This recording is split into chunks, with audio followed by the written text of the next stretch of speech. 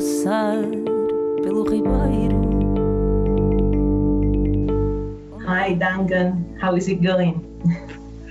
It's, yeah, I don't even know how to answer that question nowadays. We've had enough practice, but it's still have to think about it, don't you? You have to, it's going... I mean, a friend of mine recently said, I can't complain, although I am probably more miserable than I've ever been in my life, which is a way of summarizing how I think we're all feeling. That in the grand scheme of things, it's... we're fine. We're totally fine. We're lucky. I'm feeling very fortunate and very grateful for the things that I do have and all of that. But it's really hard. It's really hard and exhausting and stressful and just this huge unknown about, particularly in our industry, what we should be doing, what we could be working on. What we should be working on, what we should be reading and thinking, what form is the industry going to take once we're out of this? These are all questions I don't have the answers to, but I'm hoping you might be able to answer some. How are you doing? I'm fine, but I don't have any answers. I just have questions, you know. It's time for questions. Okay. And as you, I feel that I'm very privileged, because I have everything that I need to survive, to live. I've got a lot of work, but despite that, I cannot say I'm feeling so good, I'm so fine. Yeah. I'm lost, yeah. Very lost. I feel that I never been lost like nowadays, no? And just to don't go into that mood from the beginning, I have a question for you. Sure. It's like, which are your every brilliant things right now, Duncan? Good question. Good question. Lego. I'm doing a lot of Lego with my 6-year-old son, and I'm remembering how great Lego is, how great it is.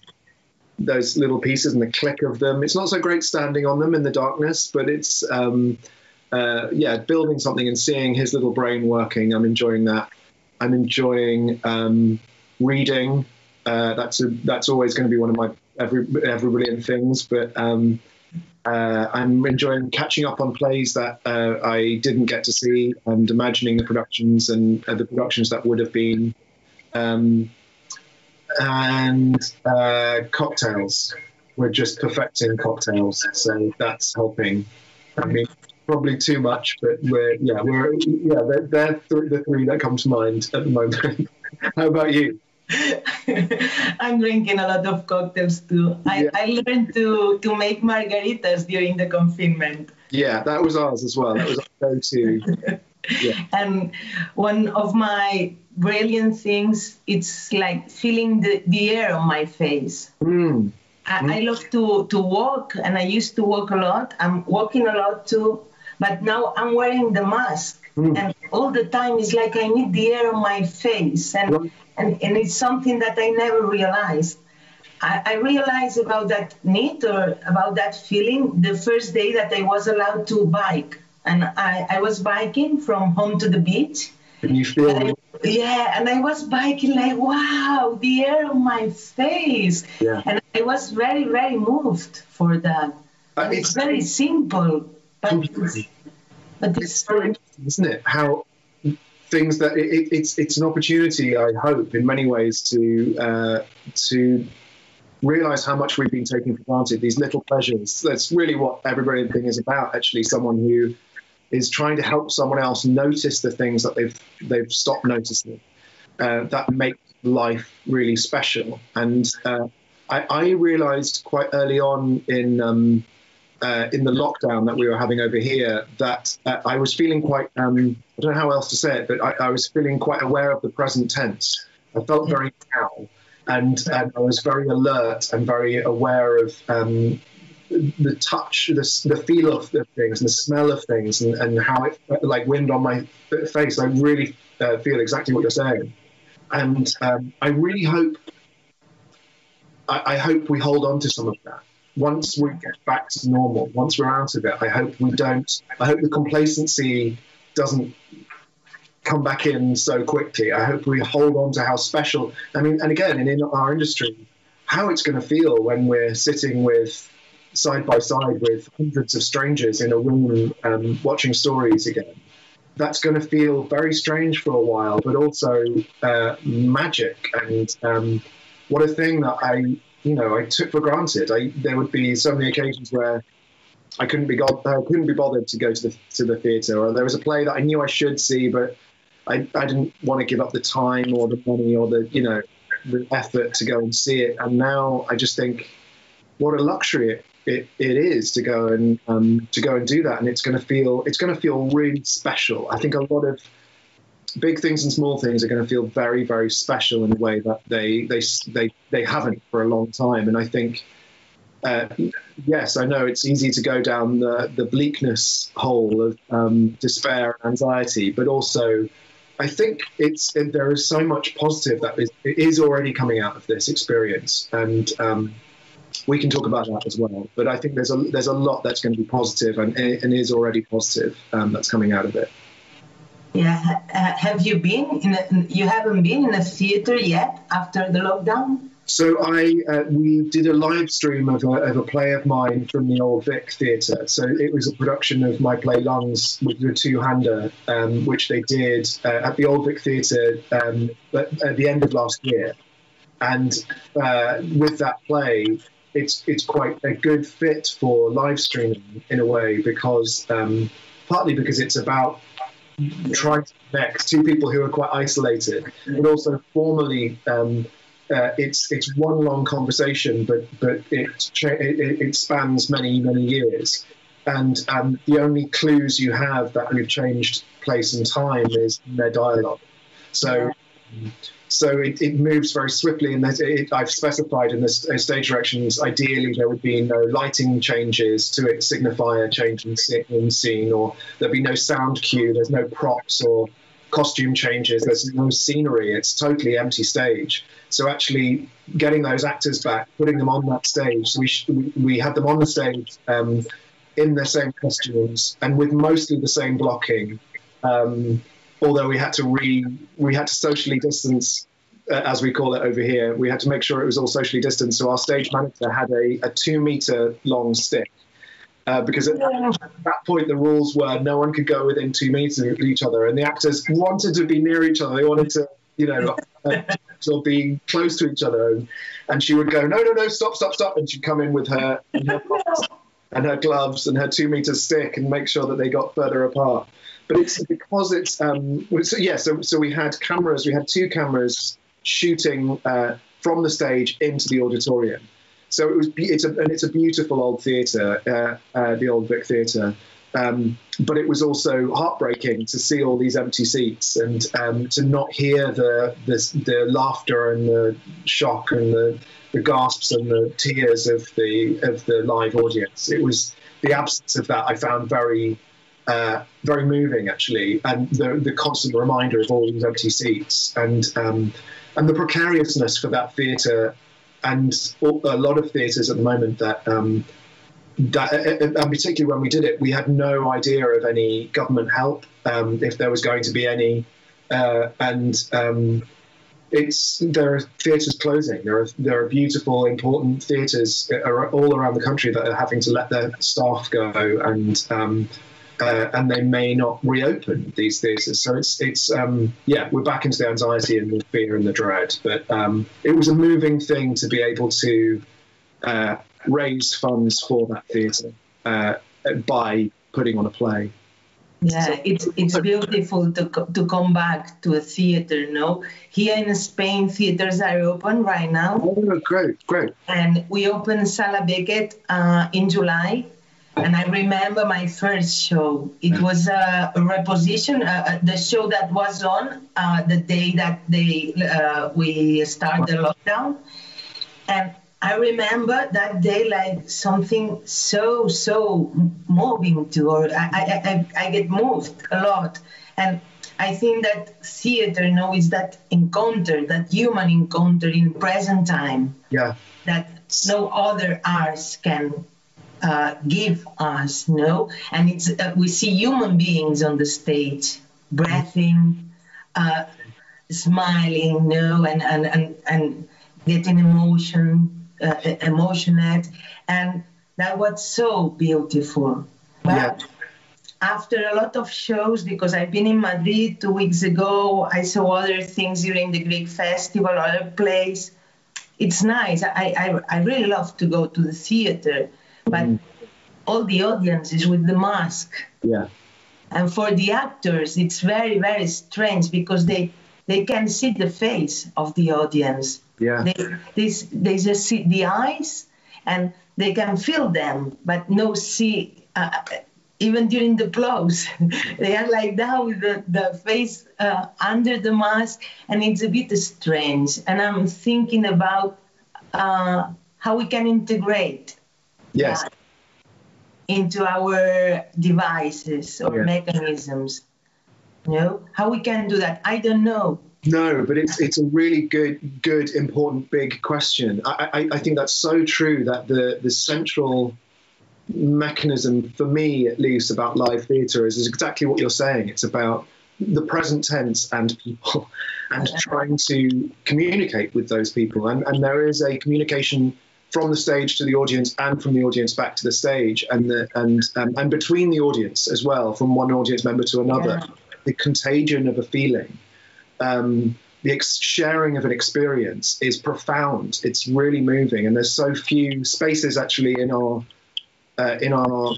cultural ecosystem where you get to really properly experience something in real time with other people. And live music as well is obviously under threat in the same way. But I think these big questions are fascinating, and again, I think another cause for positivity in that everyone in the world has shared not exactly the same. There's nuances and gradations of how we've experienced this, but it has impacted the entire world. There's a commonality of experience on some level, and I think about the plays that came out of the First and Second World Wars, for example, the abstract expressionism or surrealism that came out of that, where there were, consciously or otherwise, from the artists that a sense of distrust with grand narratives, the narratives that we'd been taught, and that there's a beginning, middle, and end to every story, or that there is a meaning to everything, that there's a purpose to it, there's a moral, that you go through an experience in order to teach you something. And then, because of the horrors of the Second World War to a large extent, and the rapid industrialization of various things, a multitude of factors, but suddenly the plays that were resonating with audiences were plays which maybe didn't make linear sense, which were multi-authored perhaps, or deconstructed, or that questioned that nature that, in Beckett's case, is Godot going to show up? They're waiting for something. And then in the Cold War, British writers such as Pinter, or again Samuel Beckett, an Irish-French writer, it was about the threat of something happening, that we'd all lived through something going very, very badly wrong, and the very precarious piece is that big knock on the door that's coming, that you feel coming in every Pinter play, the person that's going to arrive, the threat of violence more than the act itself. And now I think since I suppose in Britain, after various events, certainly post 9/11 in US theatre, and now with the rolling news cycle and Twitter and news alerts flashing up on our phones, it doesn't feel like our narrative, our experience of living on planet Earth at the moment is one of waiting for something that might happen. It feels like we're being bombarded with too many things happening all the time. And anxiety about a lack of control of what's going to happen. and a reconstruction of the myths that we tell ourselves about our culture, who gets to participate in those cultures, and whose voice asking to be involved should be listened to, and in what way, and what structures both throughout our society and in our theatre culture should be dismantled and rebuilt from the ground up. I suppose all of that gives me hope in a sense that I think theatre itself is it certainly, and I can't speak for every theatre culture, but specifically for British culture, I think there's always going to be very exciting work and new voices and new forms and worthwhile things to talk about. But there's also going to be a lot of quite stagnant, complacent work, which maybe should die off a little bit if it doesn't feel relevant for now. As we keep saying about theatre, it's about now, it's about the present tense. If it doesn't resonate with how it feels to be a human being on planet Earth right now, it's difficult to know what we are doing now here. No, I think that I've been asked a lot of times. Is it your artwork going to change because of that? Or how is going to be your artwork from now, after lockdown or after Corona? Yeah. And I'm always saying the same, wait, artists need time to. Yes.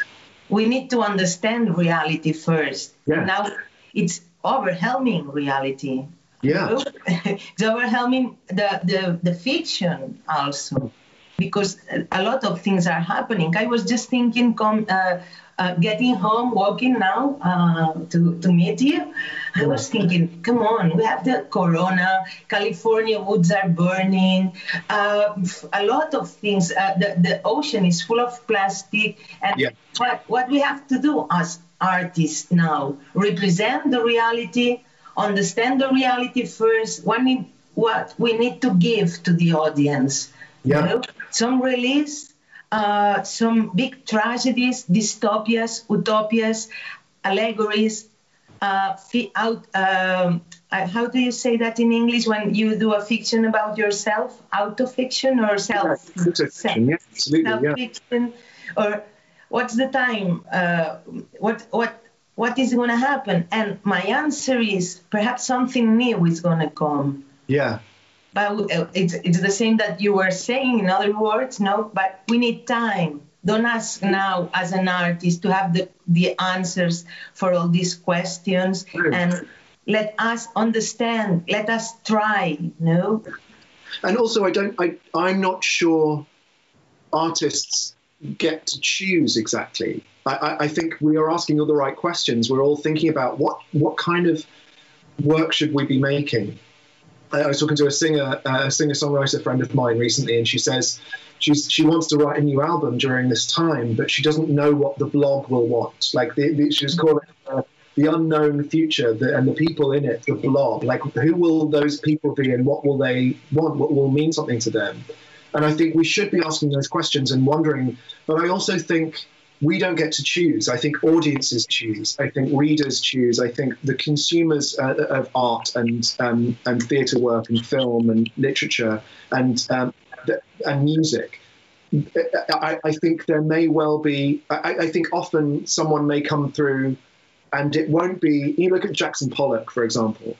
I don't know if he sat down and thought this has to be the next movement of art, and he sort of worked it out backwards. I think he just was doing what he was doing, and the reaction he got happened because what he was doing resonated in a particular way because of what was happening in the world. I think I look at loads of horror films and think about how they particularly resonated at particular times. And I don't think they were particularly making political work or work that was taking on an aspect of the culture. They were just doing something that scared them, and they were being authentic to their own feelings. And because they were feeling that way, other people were feeling that way, and other people may have been feeling that way, and they may have been feeling that way because of other external circumstances. But I think we don't get to choose. I think there will be so many theatre makers that we are yet to hear of who are just doing their own thing and maybe continuing to do exactly what they've always been doing, but suddenly work will resonate because it will just I don't know, hit the tuning fork frequency that lots of other people are feeling. I sort of feel like our primary job as people who make work for other people, create something. It's sort of, I was describing it to my singer-songwriter friend. It's like it's like sending up a distress flare. Like sending up a distress flare. You know, when you're just lost and you're looking around and you feel completely alone, and you're looking for other people, and you're thinking, well, if I feel like this, surely other people must feel like this. Rather than trying to guess what other people might be feeling, you just really reach out to other people, even if it's just one other person, to try and connect and try and have a conversation with that person and try and say, I feel like this. My experience of being alive right now is like this, and no one else seems to be saying this. So I'm going to say it as clearly as I can. I'm going to communicate that idea as best as I can. And you hope that, and if you're lucky, people will see that distress flare and go, oh, there's someone over there. God, I'm not alone. I'm not alone. That is the thing. That is the point. It's about seeing other people. It's about seeing them and saying, I see you and I hear you, and I connect to you, and I want to, it's an act of love and generosity and compassion. That's ultimately, I think, is at the core of theatre. And I don't know, I'm not the person to write the academic play about what happened with Corona, where it began, or how governments handled or mishandled it. But I sort of feel like there will be paintings and books and theatre work directly about that, which will be wonderful. And I think there'll be stuff that won't be anything to do with that, but will somehow capture the tone and the feeling and the mood and the anxiety and the present tenseness and the sort of swerving from optimism to pessimism and despair, and the wind on your face while you're cycling, realizing you're not how much you've missed that. Someone's gonna, you saying that is meaningful, and plays which communicate that, and you sit there in the audience and think, this is me. They're articulating my feelings about what it's like and how it feels and who I am. And that's why, I think for me anyway, that's why I keep going back to the theatre. That's why is that feeling of being seen and understood, and also being in a room where, I say this as a white heterosexual man who's English speaking, who has a British passport, who's able-bodied, who has been born into an accidental set of privileges. I think one of the most profoundly moving experiences you can have in a theatre is feeling like other people are being seen and spoken to and presented on stage accurately and lovingly, even if it isn't within your own lived experience. And that, and even more so that the exercise, the sort of emotional, intellectual, what's the word I'm looking for? Empathetic exercise. Yeah. That you're required to do when play is sort of necessary. It's a cultural necessity. Yes, it's medicine for our souls and our spirits. And I have a sentence that I just copied from an interview that I read to Peter Brook, and it is like this: every form of theater had something in common with a visit to a doctor. On the way out, one should always feel better than on the way in. Yes. And I think that is that we can give to the audience. Yeah. I don't know, talking about what, or if I cannot choose what I am writing. It's something that I feel that I need to write. I cannot intellectually have an intellectual option, like I need to write about Corona or about sanitary stuff or about the loneliness. It's like something that happens to me and then I need to do it. And like that, it's like, it's not that doesn't matter that you are right, what you are going to write down, but it's the art, it's that feeling that you were talking about, the the recognition, into the other, seeing the human beings on the stage and feeling better on on the way out, feeling better than in your on the way in. And I think that is important. We can, as creators, I think that we cannot forgive or forget that. And what we do has to be something that touch the souls. That's, yeah. Because it's similarly to seeing a doctor. What you experience when you're in the presence of the doctor may not feel nice the whole way, but it is going to make you healthier. It's, I think, because what I don't think we want to do purely is to entertain. I think, and actually, I love work that is purely entertaining. Of course, there is a place for that, and it's important to do that. But I think, and I also feel like work should be entertaining. For me, anyway, I realized quite recently, I think most of my work is sort of comedy, actually. And I go into it with these grand intentions of saying something about human nature and the soul and groups that aren't properly represented, but actually they're all funny on some level. But I think we want to speak some truth. We want to say something that isn't being said anywhere else. Otherwise, I feel like we're possibly wasting people's time. Yeah, and it's good that you just mentioned comedy right now, because I think that we can talk about a lot of serious things with comedy. And I feel that we need more comedy than ever, because we are sad. We feel that we are living a tragedy. And I think that this we need breaks. And I use to connect this with a personal experience that it's not that important, but two of my best friends are sanitary staff, and they asked us to rent a house in July to spend 3 days dancing and drinking and laughing.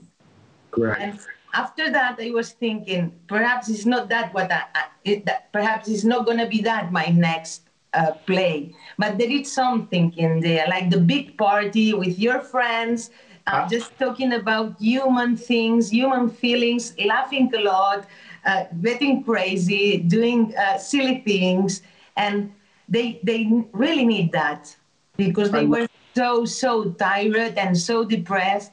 And after that, we were the WhatsApp group were all, wow, ladies, thanks for that. We are like we spent like a month on holidays just during this weekend, and we are feeling so good. And it's that was a comedy, because as you see a doctor drunk, dancing, and explaining things, laughing. It's like, okay, that's the comedy.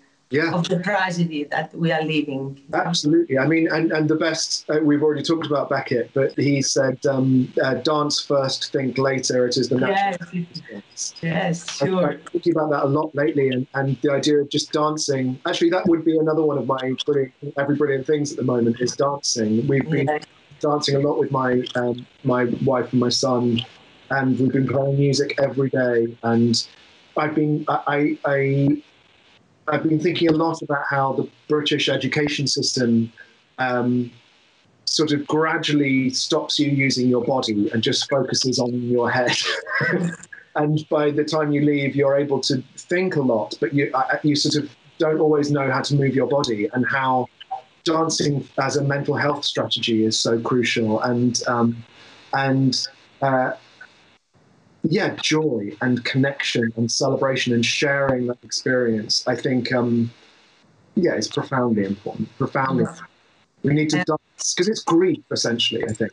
The thing that it's closest to that we've been experiencing collectively is grief. We're letting go of something. And I think there is a natural and necessary desire to make everything back to exactly how it was and return to what we feel is normal. And I think one of the reasons there is if you look at something like the Black Lives Matter protests in America, one of the reasons they have caught the national imagination and crossed over into sort of mainstream conversations in America in a way that they had never before is because for a lot of people, normal hasn't been equal or fair or worth returning to for a long time. This, make America great again.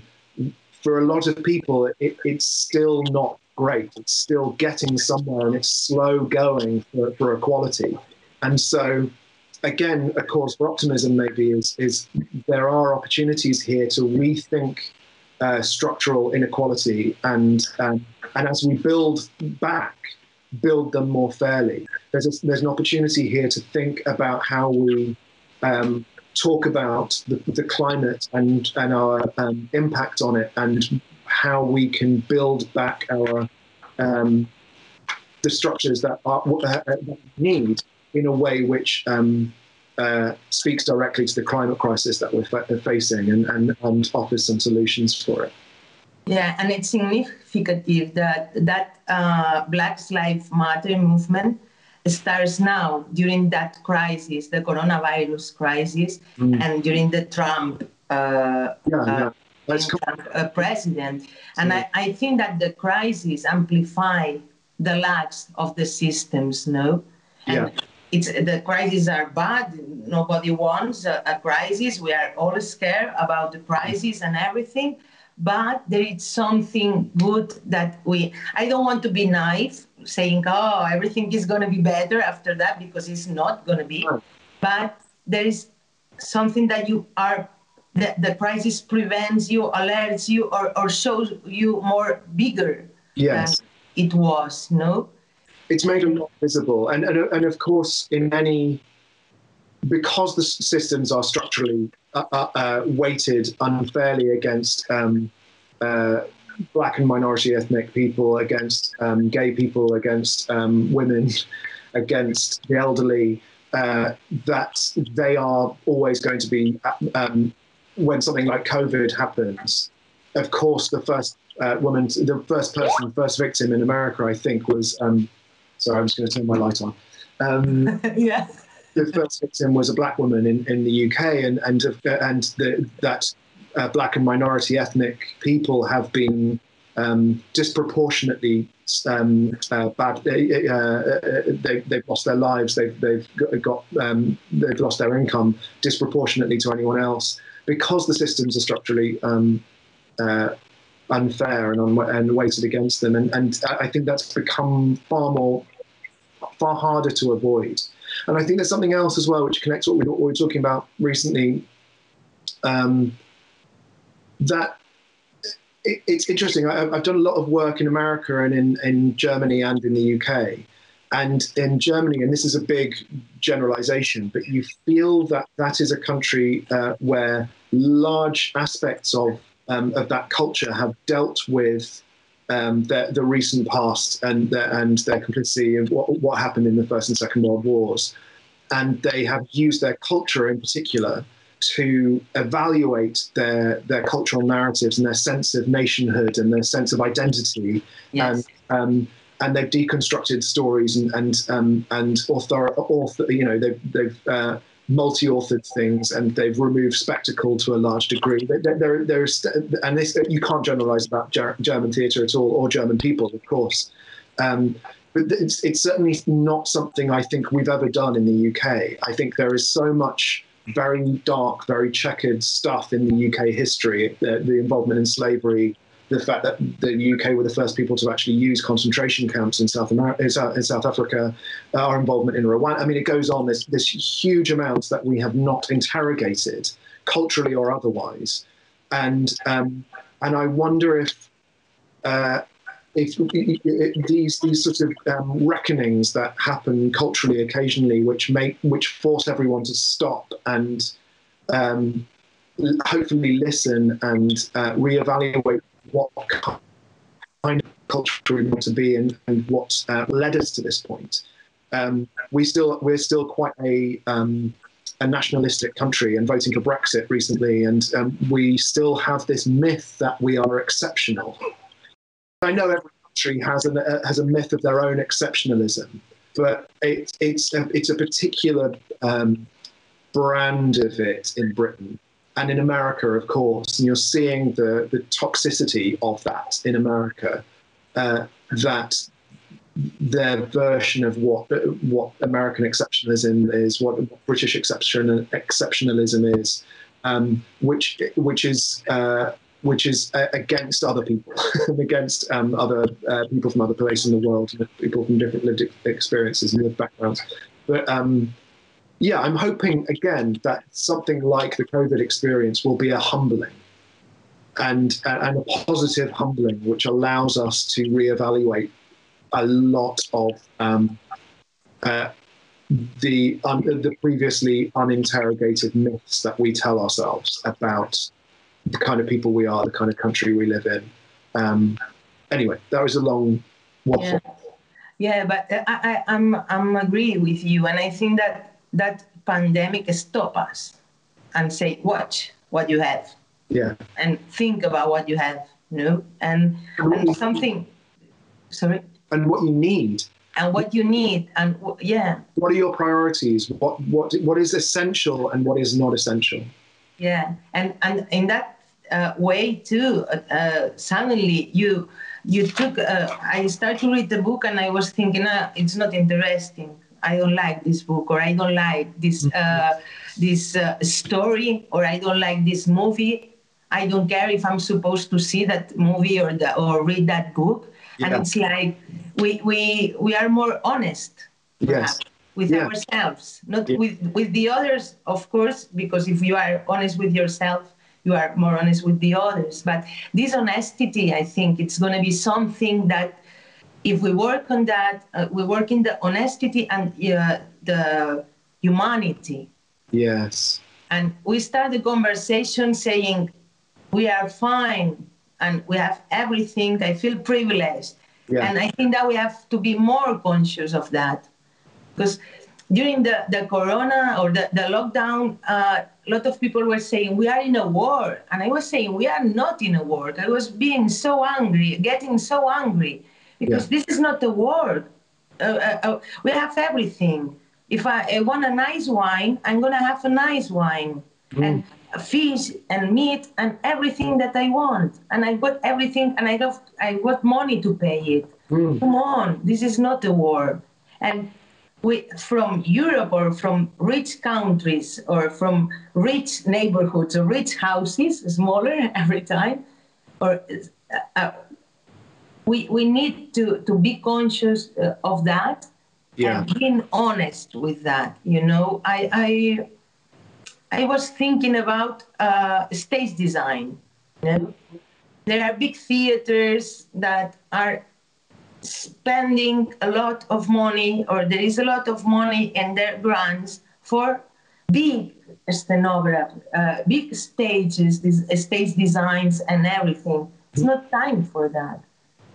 For me right now, never, but for me more than ever. It's not time for that, because here in Spain, for example, the public administrations, they are not taking care of the talent of the country as a patrimony, and I'm always saying the same, the interviews and meetings and everything.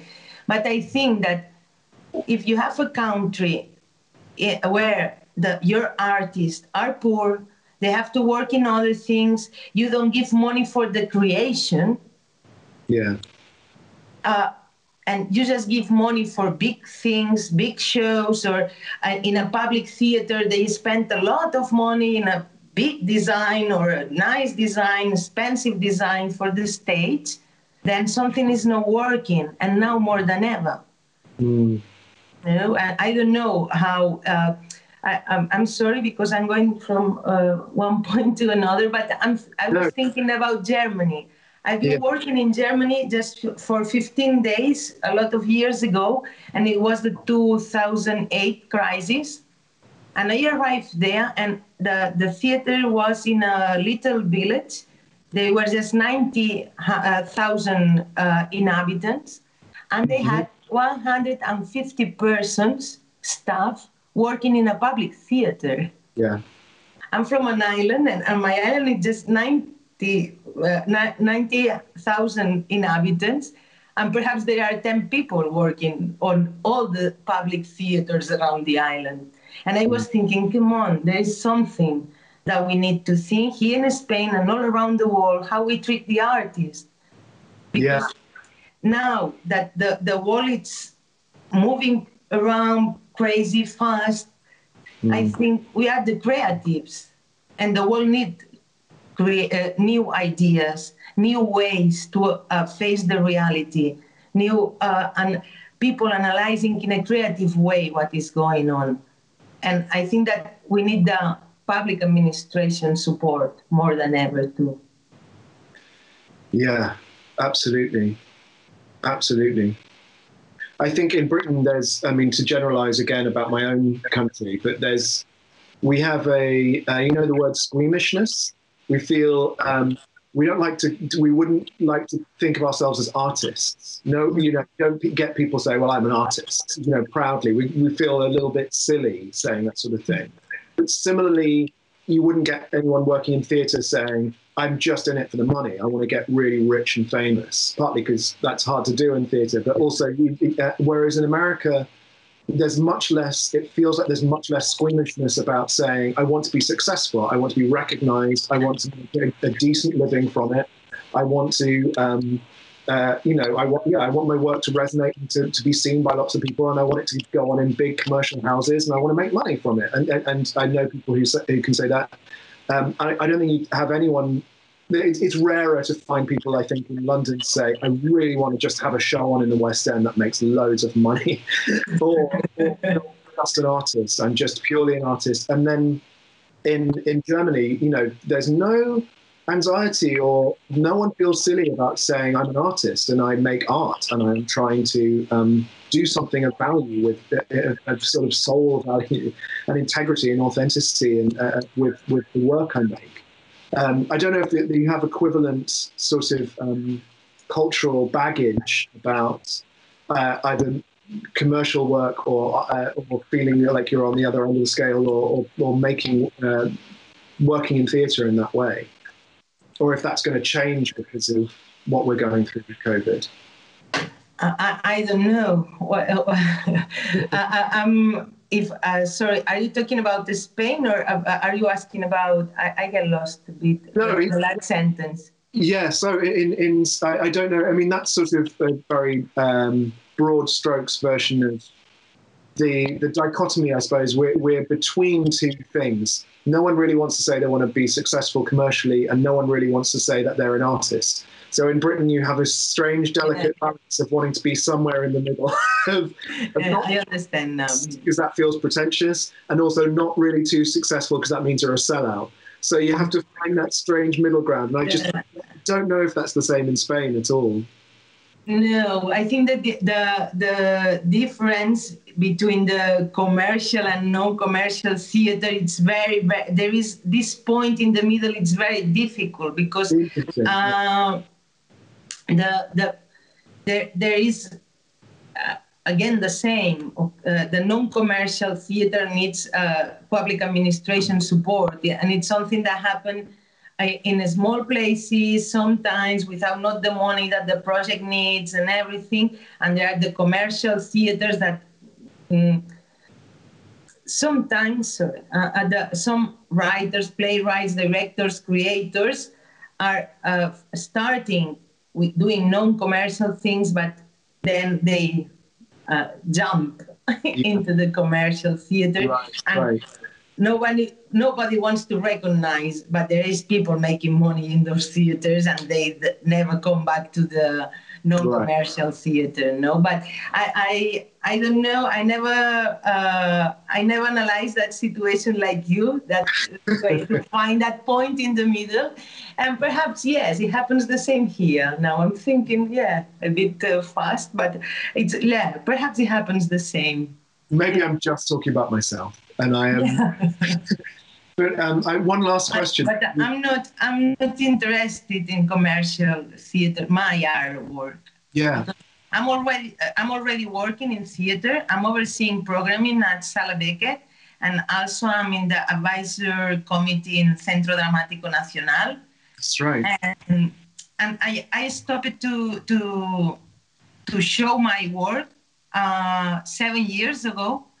because I was supposed, two theaters told me, okay, you can show your work here. And I say, okay, and what about the money? And they say, no, we don't have money. We are in a crisis. And I say, okay, then I'm not going to do theater anymore, because I already asked for favors to all my friends. This is my 7th play or 10th play. And I decided to stop, but now I'm coming back.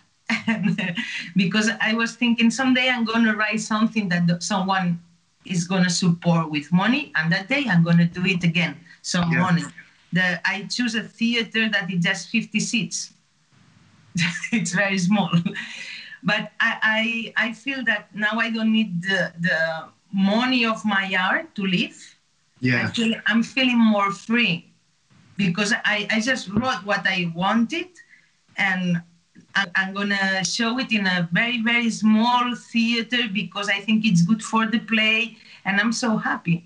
And I'm not interested in do a commercial stuff just to become rich. I don't need that as an artist.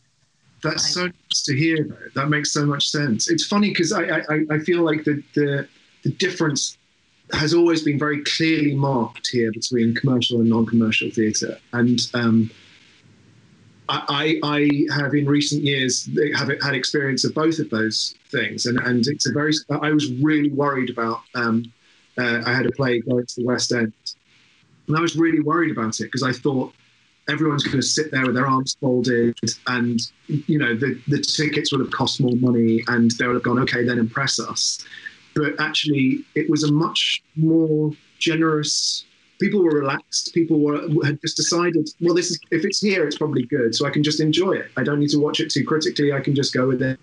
And they'd invested more time and money, and so they decided they were going to enjoy themselves. But also, the audience was much more diverse and economically diverse than I was expecting. I mean, partly because we'd made sure that tickets were affordable, and whatever you could afford, you were able to see the show. And part of me was quite surprised that I loved the feeling of reaching more people. I really liked the feeling that I was reaching a different demographic of people and a wider demographic of people. But also what I learned from that is I have shows that play to 50 people or less than that, and I don't love them any less than the shows that play to 1,000 people. Actually, it comes back to trying to connect to people, even on a one-to-one level, trying to have an authentic, meaningful conversation with someone, which is what we're doing now, which feels nice, but it's like this on a larger scale and feels the same as one-on-one. I think you can have those.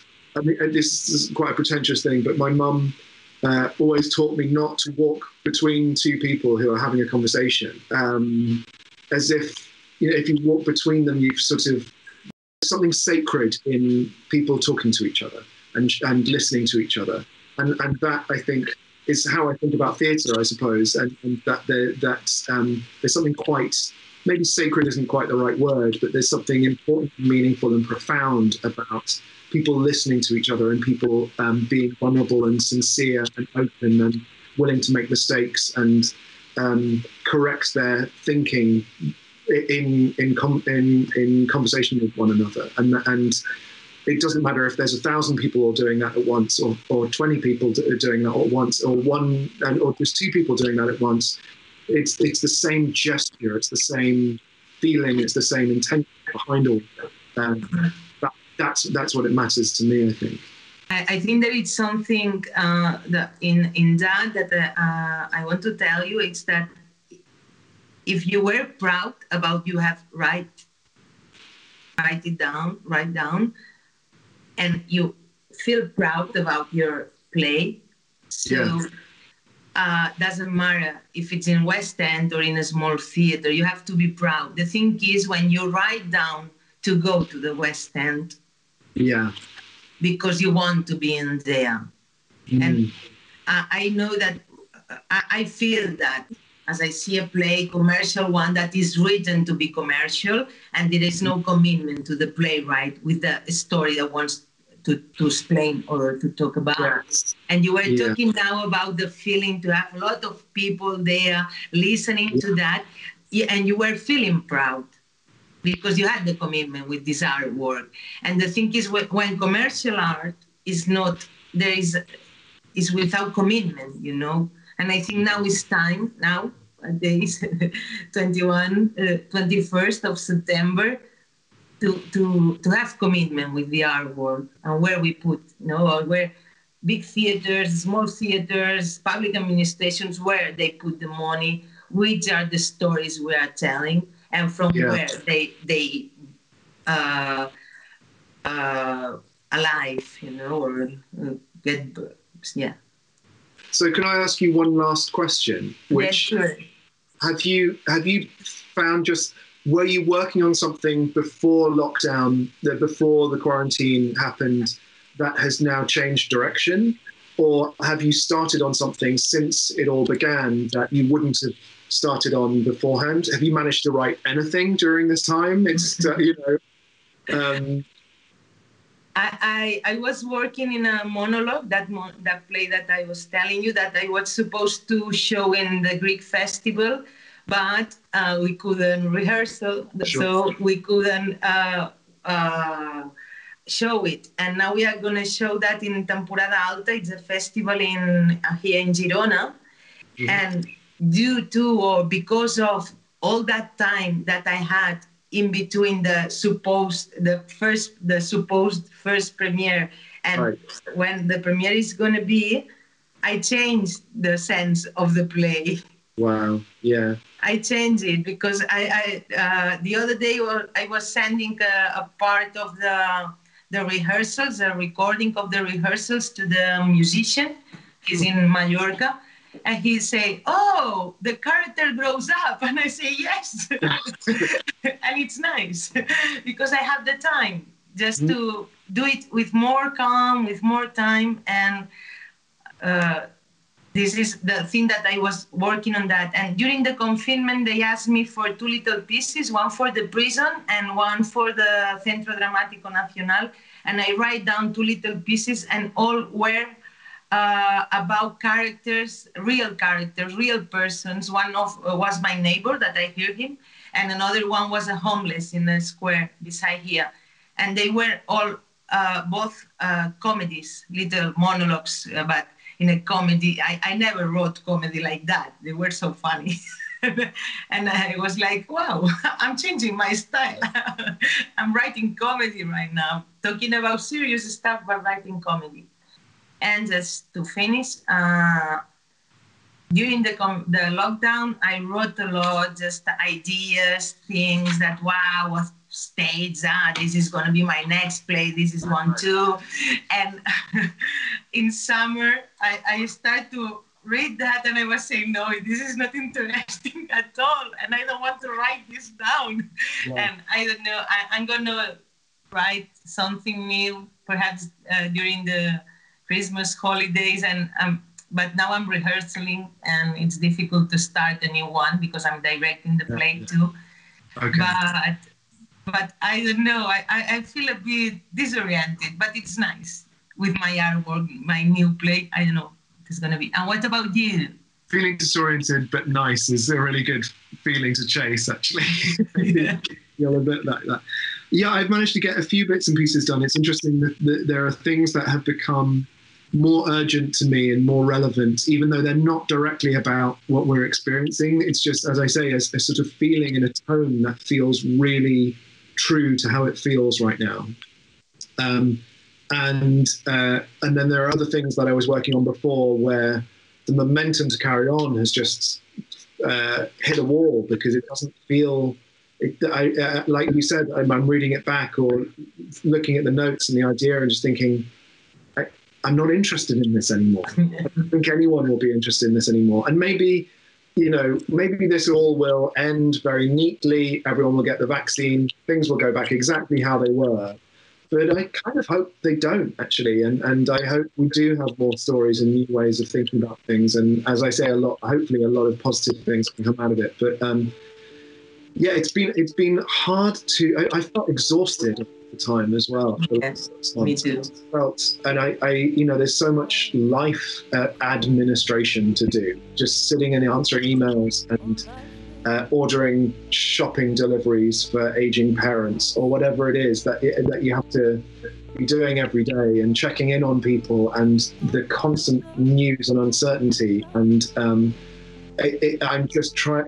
I feel confident that I'm metabolizing that, and that feeling, if I'm true to it, if I manage to get that into some work, there will be at least one other person who reads it and thinks, yeah, that's me too. Thanks for saying it that way. That's what I'm holding on to. Okay, Duncan, it has been a pleasure.